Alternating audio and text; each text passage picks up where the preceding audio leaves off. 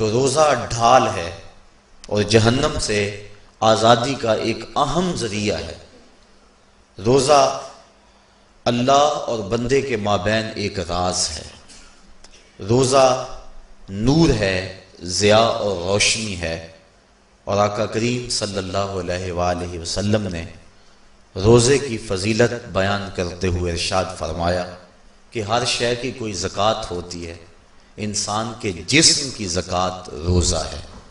اگر روزہ رکھے گا تو جسم زکوٰۃ ادا کرے گا، جس طرح زکوٰۃ سے مال پاک ہوتا ہے، روزے سے جسم پاک ہو جاتا ہے۔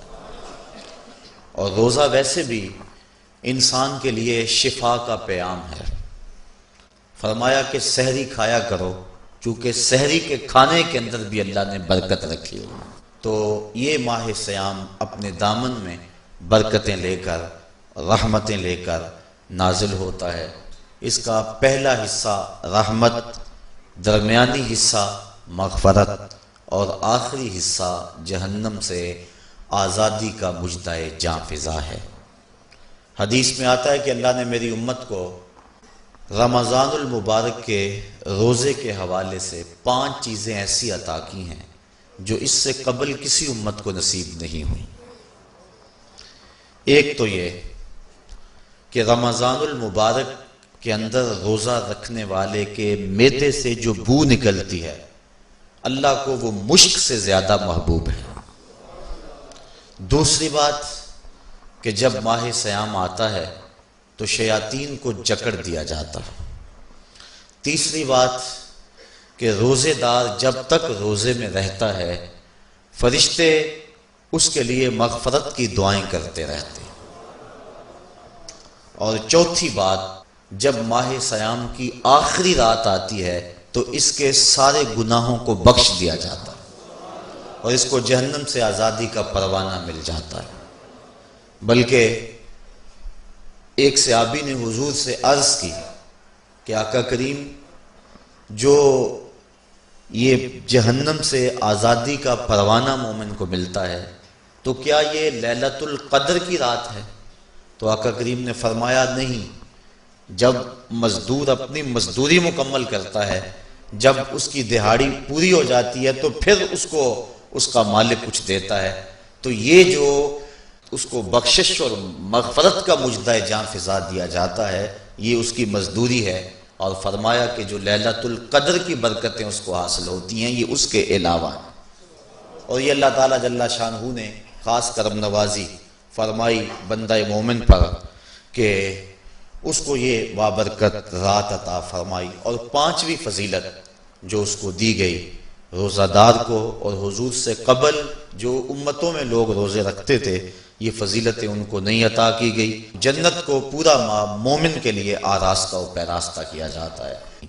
حضرت ابو ہریرہ رضی اللہ تعالی عنہ سے ایک روایت مروی ہے جس کو امام بخاری اور امام مسلم نے روایت کیا کہ آقا کریم علیہ السلام نے ارشاد فرمایا، قال اللہ عز وجل، اللہ جل شانہ ارشاد فرماتا ہے، کل عمل ابن آدم لہو، ابن آدم کا ہر عمل اسی کے لیے ہے، الا الصوم فإنہ لی، ہاں مگر روزہ ہے جو وہ میرے لیے رکھتا ہے، وأنا اجزی بہ، اور اس کی جزا میں اسے دوں گا، والصیام جنۃ، اور سیام روزہ ڈھال ہے، فإذا کان یوم صوم احدکم فلا یرفث ولا یصخب، فإن صابہ احد او قاتلہ فلیقل انی صائم انی صائم، والذی نفس محمد بیدہ لخلوف فم الصائم اطیب عند اللہ من ریح المسک،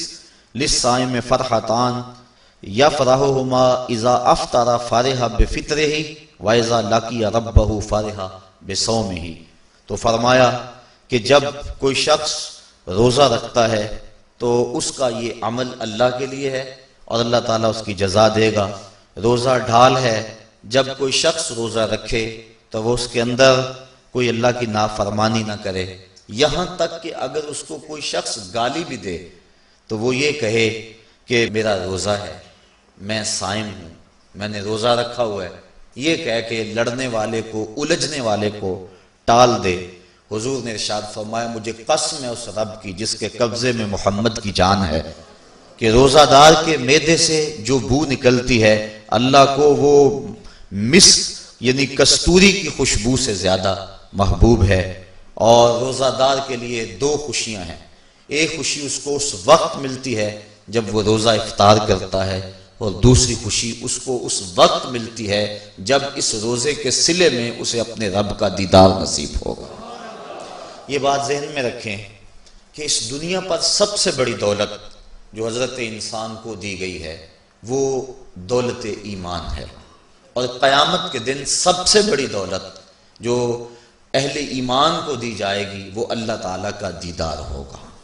جنت کے حور و قصور، جنت کے محلات، جنت کی اعلی نصب نعمتیں، دنیا کی کوئی دولت اور دنیا کی کوئی نعمت جنت کی کسی نعمت کا مقابلہ نہیں کر سکتی، لیکن جنت والے جنت میں جا کر جس نعمت کو سب سے بڑا سمجھیں گے، اور وہ ہوگی بھی حقیقت میں سب سے بڑی نعمت، ایسی نعمت کہ اس نعمت کے ملنے پہ باقی ساری نعمتوں کو بھول جائیں گے، وہ یہ ہے کہ رب اپنے رخ کرم سے پردہ ہٹا دے گا اور ان کو اپنا دیدار عطا فرما دے گا۔ تو یہ سب سے بڑی دولت جو مومن کو آخرت میں نصیب ہوگی یہ روزے کے صلے میں نصیب ہوگی، یہ روزے کا وہ ثمر ہے، یہ روزے کا وہ پھل ہے جو اللہ اہل ایمان کو قیامت کے دن عطا فرمائے گا۔ عاجزی بہی کا معنی ہے کہ اس کی میں جزا دوں گا۔ ایک روایت میں آتا ہے کہ جو اعمال ہیں وہ 7 طرح کے ہیں، 2 اعمال ایسے ہیں کہ جو واجب کرتے ہیں، 2 اعمال ایسے ہیں کہ جن کی جزا ان کی مثل ہے، اور ایک عمل ایسا ہے کہ جس کی جزا 10 گنا ہے، اور ایک عمل ایسا ہے کہ جس کی جزا 700 گنا ہے، اور ایک عمل ایسا ہے جس کی جزا بے حساب ہے۔ فرمایا کہ وہ 2 عمل جو واجب کرتے ہیں وہ یہ کہ اگر کسی شخص نے اللہ کی عبادت کی اور اس کے ساتھ کسی کو شریک نہ ٹھہرایا تو وہ جنت کو یہ اعمال واجب کر دیتے ہیں، یعنی اس کو جنت کا ملنا لازم ہے، ضروری ہے، واجب ہے اس کے لیے۔ اور دوسرا وہ شخص جس نے اپنے رب کے حکموں کو توڑا یہاں تک کہ اس کے ساتھ کسی کو شریک ٹھہرایا، اس کے اوپر جہنم واجب ہے۔ اور 2 وہ عمل جن کی جزا ان کی مثل ملے گی، ایک وہ گناہ جو اس نے کیا تو اس کی سزا اس کی مثل دی جائے گی، اور دوسری وہ نیکی جو اس نے کی نہیں ہے لیکن اس کا عزم کیا تھا تو اس کو بھی ایک نیکی کا ثواب دے دیا جائے گا۔ ایک عمل وہ ہے جس کے بدلے کے اندر 10 گنا اس کو اجر دیا جاتا ہے، اور فرمایا اس سے اس کے نیک اعمال مراد ہیں، اور فرمایا کہ جو اس کا چھٹا عمل ہے وہ ایسا ہے جس کے بدلے کے اندر اس کو 700 گنا اجر دیا جاتا ہے، اور وہ راہ خدا میں اس کا صدقہ کرنا ہے۔ اور فرمایا ایک عمل ایسا ہے جس کی جزا کا دنیا پر کوئی حساب ہی نہیں ہے، اور وہ بندے کا اللہ کے حضور اپنے روزے کے ساتھ پیش ہونا ہے۔ تو روزہ ایک ایسا عمل ہے کہ جس کی جزا کا کوئی حساب ہی نہیں ہے، تو یہ اللہ کے علم میں ہے کہ وہ اپنے بندے کو کتنی اس کی جزا اور کتنا اس کا صلہ عطا فرما دیتا ہے۔ تو یہ اجر ہے نیکی کا۔ اور آقا کریم علیہ السلام نے ارشاد فرمایا روزہ ڈھال ہے اور جہنم سے بچنے کا ایک مضبوط قلعہ ہے۔ روزے کے من جملہ ثمرات میں سے ایک ثمرہ مرتبہ احسان کا حاصل ہونا ہے۔ مرتبہ احسان کیا ہے؟ اس پہ حدیث جبریل میں آپ کے سامنے رکھنا چاہوں گا، جس کو امام بخاری نے اور دیگر ائمہ احادیث نے ذکر کیا ہے۔ مسجد نبوی کا ماحول تھا، مدینہ شریف کی فضائیں تھیں، صحابہ حضور کی صحبت میں جلوہ فراز تھے، نور بٹ رہا تھا، اجالے اتر رہے تھے، صحابہ کے من روشنی سے مالا مال تھے کہ حضرت عمر فاروق رضی اللہ تعالی عنہ فرماتے ہیں کہ ایک شخص آیا جس کی گھنی سیاہ داڑھی تھی اور اس کا سفید لباس تھا، ہم میں سے اسے کوئی جانتا بھی نہیں تھا، لیکن اپنے وجود کی تر و تازگی کی وجہ سے وہ مسافر بھی دکھائی نہیں دیتا تھا۔ چونکہ مسافر ہوتا تو آثار سفر اس کے بدن سے ظاہر ہوتے، لگتا تھا جس طرح یہی کسی گلی سے نکل کے آیا ہے، لیکن چونکہ وہ وہاں کا رہنے والا نہیں تھا، ہم میں سے اسے کوئی پہچانتا بھی نہیں تھا۔ اب وہ حضور کی خدمت میں آیا، فَأَسْنَدَ رُكْبَتَيْهِ إِلَىٰ رُكْبَتَيْهِ، اور اپنے گھٹنوں کو جوڑ کر حضور کے گھٹنوں کے ساتھ ملا کر بیٹھ گیا، اور حضور علیہ السلام سے عرض کرتا ہے کہ حضور مجھے خبر دیجئے کہ ایمان کیا ہے۔ حضور نے ارشاد فرمایا ایمان یہ ہے کہ تو اللہ پر ایمان لائے، اس کے رسول پر ایمان لائے، پچھلی کتابوں پہ ایمان لائے، اچھی بری تقدیر پہ ایمان لائے، فرشتوں پہ ایمان لائے، بتایا حضور نے۔ تو اس نے کہا صدقتا، آپ نے سچ کہا۔ کہتے ہیں ہمیں بڑا تعجب ہوا کہ خود ہی سوال کرتا ہے اور خود ہی تائید کر دیتا ہے۔ پھر کہنے لگا اسلام کیا ہے؟ تو حضور علیہ السلام نے فرمایا اسلام یہ ہے کہ تو نماز پڑھے، روزہ رکھے، حج کرے، زکوٰۃ ادا کرے، اراکین اسلام اس کو بیان کیے۔ کہنے لگا آپ نے سچ کہا۔ کہتے ہیں ہمیں پھر تعجب ہوا کہ خود ہی ایک بات کہہ رہا ہے اور خود ہی پھر اس کی تصدیق کر رہا ہے۔ کہتے ہیں پھر وہ پوچھتا ہے مل احسان، حضور احسان کیا ہے؟ تو حضور علیہ السلام نے جواباً فرمایا ان تعبد ربک کأنک تراہ، احسان یہ ہے کہ تو اللہ کی عبادت اس طرح کرے کہ گویا تو اسے دیکھ رہا ہے، اور اگر یہ کیفیت تجھے نصیب نہیں ہوتی تو کم از کم یہ کیفیت نصیب ہو جائے کہ وہ تجھے دیکھ رہا ہے۔ تو وہ کہنے لگا ہاں آپ نے سچ کہا۔ پھر اس کے بعد اس نے قیامت کی کچھ نشانیوں کے بارے میں سوال کیا، تو حضور علیہ السلام نے جواب مرحمت فرمائے۔ جب وہ شخص اٹھ کے چلا گیا تو حضور نے فرمایا عمر جانتے تھے یہ شخص کون ہے؟ کہا اللہ و رسولہ عالم، اللہ اور اس کا رسول خوب جانتا ہے۔ فرمایا ھذا جبریل، یہ جبریل امین تھا اور تمہیں تمہارا سکھانے کے لیے آیا تھا۔ جبریل نے جب امت کو دین سکھایا تو سب سے پہلے یہ بات سکھائی کہ حضور کی چوکھٹ میں بیٹھنے کا ادب کیا ہے۔ دونوں گھٹنے بچھا کر وہ اس طرح حضور کی چوکھٹ میں ادب کے ساتھ بیٹھا، اور اس کے بعد حضور سے اس نے سوالات کیے۔ تو فرمایا یہ جبریل امین تھے جو تمہیں تمہارا دین سکھانے کے لیے آئے تھے۔ تو جبریل امین نے جو دین سکھایا، جو چیزیں پوچھی وہ تین چیزیں تھیں، ایمان کیا ہے، اسلام کیا ہے اور احسان کیا ہے۔ تو احسان تیسری چیز ہے جس کو ہم اپنی زبان کے اندر تصوف کہتے ہیں، جس کو ہم طریقت کا نام دیتے ہیں۔ تو اس کو درجہ احسان یا مرتبہ احسان کہا جاتا ہے، اور یہ دین کی روح ہے۔ جو لوگ طریقت کا انکار کرتے ہیں وہ دین کی روح کا انکار کرتے ہیں۔ تو حضور علیہ السلام نے جو طریقت بیان فرمائی وہ یہ تھی کہ اللہ کی عبادت تو اس طرح کرے کہ جس طرح تو اسے دیکھتا ہے۔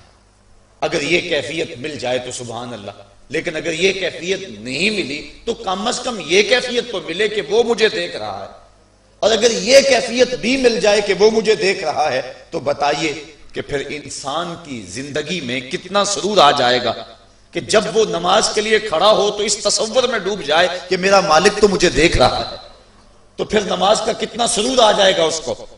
اور جب وہ کوئی اور نیک عمل کر رہا ہو تو اس تصور میں ڈوب جائے کہ میرا مالک میرے اوپر نگاہ لطف فرما رہا ہے، تو پھر اس کی کیفیت کا عالم کیا ہوگا۔ تو پہلی کیفیت کہ تو اسے دیکھ رہا ہے۔ حضرت علی المرتضیٰ رضی اللہ تعالی عنہ سے کسی نے پوچھا جس رب کی عبادت کرتے ہو کیا اس کو کبھی دیکھا بھی ہے؟ تو حضرت علی المرتضیٰ نے جواباً کہا لم اعبد ربا لم اراہ، اے صاحب کبھی کبھی کی بات کیا کرتا ہے، علی تو اتنی دیر تک سجدے سے سر ہی نہیں اٹھاتا جب تک اس کے جمال جہاں آرا سے فیض یاب نہیں ہو جاتا۔ حضرت داتا گنج بخش علی حجویری علیہ رحمہ کشف المعجوب کے اندر ایک حدیث نقل کرتے ہیں کہ حضور علیہ السلام نے ارشاد فرمایا کہ فاقہ کشی اختیار کرو اور بھوک اور پیاس برداشت کرو، ممکن ہے کہ اس دنیا کے اندر تم اپنے دل کی آنکھوں سے اپنے رب کا مشاہدہ کرو۔ تو یہ جو مرتبہ احسان ہے، جو مومن کا مقصود ہے، وہ اس کو حاصل ہوگا روزہ رکھنے سے۔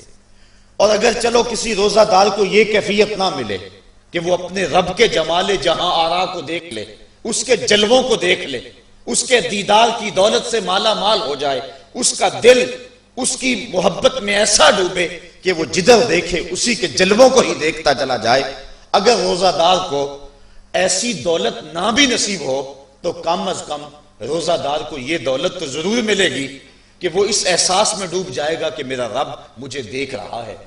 گناہگار سے گناہگار شخص بھی کڑکتی ہوئی دوپہر میں ٹھنڈا پانی دستیاب ہونے کے باوجود ایک گھونٹ بھی حلق سے نیچے نہیں اتارتا، کیوں؟ اس لیے کہ میرا مالک تو مجھے دیکھ رہا ہے۔ تو یہ احساس اس کو آیا کہ نہ آیا؟ کاش کہ رمضان میں یہ نور جو ہم کو نصیب ہوتا ہے، یہ رمضان کا خاص نور ہے، مرتبہ احسان سے پھوٹتا ہوا یہ اجالا رمضان میں ایک گناہگار سے گناہگار شخص بھی حاصل کر لیتا ہے کہ وہ اس احساس میں ڈوب جاتا ہے کہ میرا مالک مجھے دیکھ رہا ہے۔ کاش کہ وہ اس کو اندر سمو لے اور اس کو دل کی ایک ایک پرت پہ رکھ لے اور اس کو سجا لے اور اس دولت کو پھر جانے نہ دے، تو پھر اس کے لیے گناہ کرنا مشکل ہی نہیں محال ہو جائے گا۔ اس احساس سے پانی نہیں پیتا کہ میرا اللہ مجھے دیکھ رہا ہے، تو کیا مجھے یہ بتاؤ کہ جب وہ دکان پہ بیٹھ کے ڈنڈی مارتا ہے کہ اللہ اس وقت نہیں دیکھتا؟ جب وہ کسی کی جیب کاٹتا ہے اللہ اس وقت نہیں دیکھتا؟ جب وہ رشوت لے رہا ہوتا ہے اللہ اس وقت نہیں دیکھتا؟ کہ اللہ تعالیٰ صرف رمضان میں دیکھتا ہے، غیر رمضان میں نہیں دیکھتا؟ تو یہ احساس کاش کہ اس کے ساتھ لگ جائے کہ میرا مالک مجھے دیکھ رہا ہے، تو پھر گناہ کرنا مشکل ہی نہیں ناممکن ہو جاتا ہے۔ ساتویں کوٹھڑی میں جب سارے دروازے بند کر کے بت کے اوپر موٹا کپڑا ڈال کے زلیخا بولی ہے تالک یوسف اب آ جاؤ نا، اب تو کوئی نہیں دیکھ رہا ہے، تو یہی احساس تھا جس نے روشنی دی۔ قال معاذ اللہ، کہا اللہ کی پناہ، تو اپنے معبود سے موٹی چادر ڈال کر چھپ گئی، لیکن میرا خدا تو ساتویں کوٹھڑی میں بھی دیکھ رہا ہے۔ پھر اتنی روشنی برسی، اتنے اجالے اترے کہ گناہ کیا، گناہ کا تصور بھی محال ہو گیا۔ تو یہ یقین، یہ اذعان کہ میرا مالک مجھ کو دیکھ رہا ہے، انسان کے لیے گناہ کو مشکل ہی نہیں ناممکن بنا دیتا ہے۔